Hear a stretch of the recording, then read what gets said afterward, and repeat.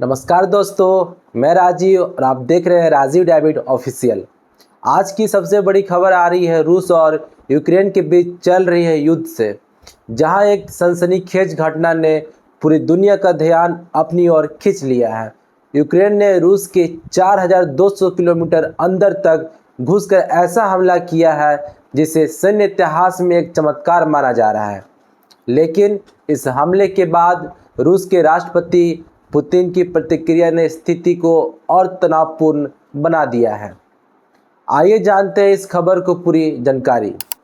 सबसे पहले बात करते हैं इस हमले की, जो 1 जून 2025 को यूक्रेन ने रूस के 5 बड़ी एयरबेस हमला किया। जो पहला आता है ओलेनिया, दूसरा है बेलाया, तीसरा है इवानोवो और चौथा है डागिलेव। और एक अन्य एयरबेस को निशाना बनाया। यह हमला इतना सटीक और साहसिक था कि रूस के 70 से ज़्यादा लड़ाकू विमान एक ही झटके में तबाह हो गए। लेकिन सवाल यह है कि आखिरकार यूक्रेन ने ऐसा कैसे किया। जानकारी के मुताबिक यूक्रेन ने इस हमले के लिए एक अनोखी रणनीति अपनाई।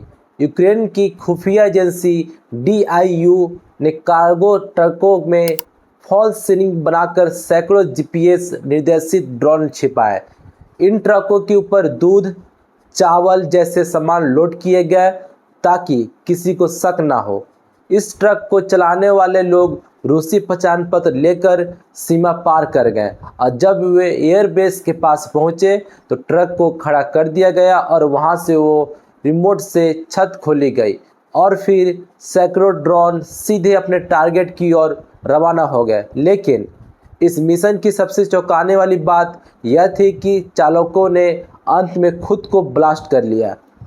देशभक्ति की ये मिसाइल शायद ही पहले कभी आपने देखी हो। इस हमले ने रूस की खुफिया एजेंसी FSB को हिलाकर रख दिया है। एक समय था जब सभ्यता संघ की KGB पूरी दुनिया में अपनी खौफ के लिए जानी जाती थी, लेकिन USSR के बिखरने के बाद बनी FSB कभी भी उतनी सख्त नहीं बन सकी। इस हमले के बाद FSB के लिए अब तक की सबसे शर्मनाक हार माना जा रहा है। यूक्रेन की खुफिया एजेंसी DIU और पश्चिम देशों के फाई आई नेटवर्क ने FSB पर भारी पड़कर साबित कर दिया कि रूस की खुफिया प्रणाली अब कमज़ोर हो चुकी है।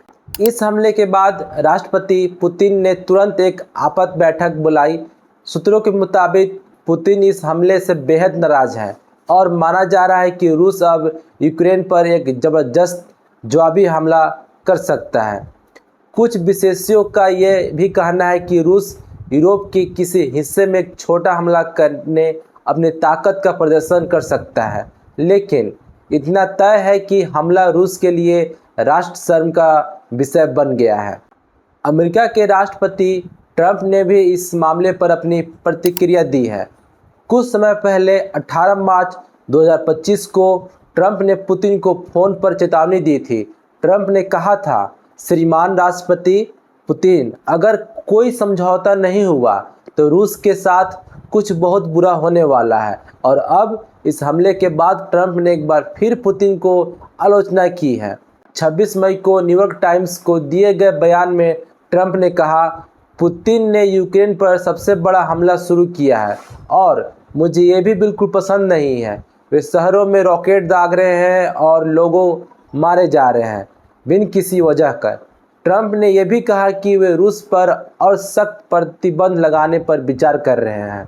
इस हमले के बाद ये सवाल उठ रहा है कि क्या यूक्रेन अब गाजा की तरह तबाह हो जाएगा। सोशल मीडिया पर कई लोग कह रहे हैं कि पुतिन इस हमले का बदला जरूर लेंगे और उनका जवाब बहुत कठोर होगा। कुछ यूजर्स का कहना है कि यूक्रेन की राष्ट्रपति ने यह हमला करके बहुत बड़ी गलती कर दी है, जिसका खामियाजा पूरी यूरोप को भुगतना पड़ सकता है। इस बीच भारत में भी इस हमले ने एक नई बहस छेड़ दी है। कुछ लोग कह रहे हैं कि अगर भारत की खुफिया एजेंसी एक्टिव ना होती तो हमले देश का क्या हाल होता। यहाँ ऑपरेशन सिंदूर का जिक्र हो रहा है, जहाँ हाल ही में 6-7 मई 2025 को हुआ था।